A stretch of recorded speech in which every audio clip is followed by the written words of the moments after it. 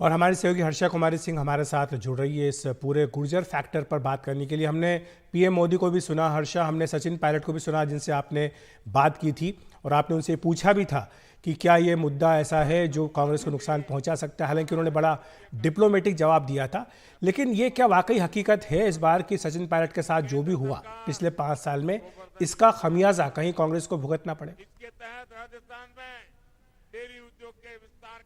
जी देखिए, बिल्कुल अखिलेश, सिर्फ अभी की बात नहीं है, इस महीने की बात नहीं है। जनवरी में जब प्रधानमंत्री नरेंद्र मोदी मालेश्री आए थे, वहाँ पर भी मैंने लोगों से बात करी थी और वहाँ पर भी गुर्जरों की 2 नाराज़गी थी। एक तो आरक्षण को लेकर था और दूसरा ये था कि उनके समुदाय से जो सचिन पायलट हैं, उनको कहीं न कहीं मुख्यमंत्री 2 बार वो मिस कर गए मुख्यमंत्री बनना। तो अगर आप राजस्थान में जो वोटिंग हुआ है पिछले चुनाव में, अगर आप उसको देखेंगे अखिलेश, तो ईस्टर्न राजस्थान में कांग्रेस ने बहुत बढ़त ली थी। 45 सीट्स में से 30 प्लस तो कांग्रेस लेके आई थी ईस्टर्न राजस्थान में। 4 सिर्फ बीजेपी को मिली थी, 6 बसपा लेके आई थी और 4 सीटें इंडिपेंडेंस लेके आए थे। अब अगर ईस्टर्न राजस्थान में जो गुर्जर बहुल्य क्षेत्र है, जहाँ पे 30-35 सीटें हैं और ये सीधा झालावाड़ कोटा तक है, ये पूरा जो बेल्ट है, अगर यहाँ पर जो गुर्जर समुदाय है, 6 से 9% है आबादी का हिस्सा, अगर ये नाराज हो जाता है, तो ये एक गेम चेंजर हो सकता है। और वहाँ पर दूसरी बात है, क्योंकि कि आप अगर राजस्थान का इलेक्शन देखें तो 0.53 दशमलव का अंतर है बीजेपी और कांग्रेस के वोट्स में।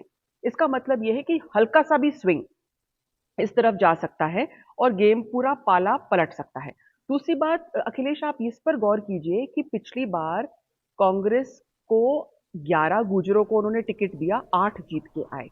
बीजेपी ने 9 गुर्जर समुदाय के लोगों को टिकट दिया और कुछ कोई भी नहीं जीता। तो बड़ा क्लियर है ना कि ये वोट बैंक एक तरफ शिफ्ट किया था।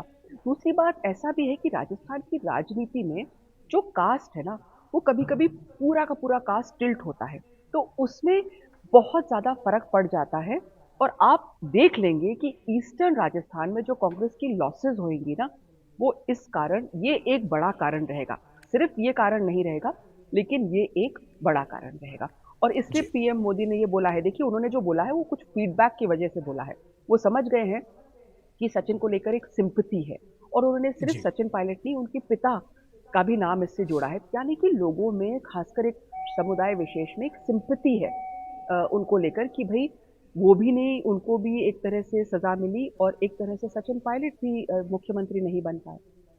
बिल्कुल। तो ये बात ज़रूर है कि जो पूरा इलाका है यहाँ पर, चाहे राजेश पायलट हों, चाहे उनकी पत्नी रमा देवी हो या सचिन पायलट हो, तीनों को ज़बरदस्त समर्थन मिला है। और शायद यही कारण है, जैसा कि हर्षा भी बता रही हैं, कि पीएम को कोई फीडबैक मिला और बीजेपी इस फैक्टर को हाईलाइट करना चाहती है, इसीलिए पीएम मोदी ने आज ये बात कही है। शुक्रिया आपका हर्षा इस तमाम जानकारी।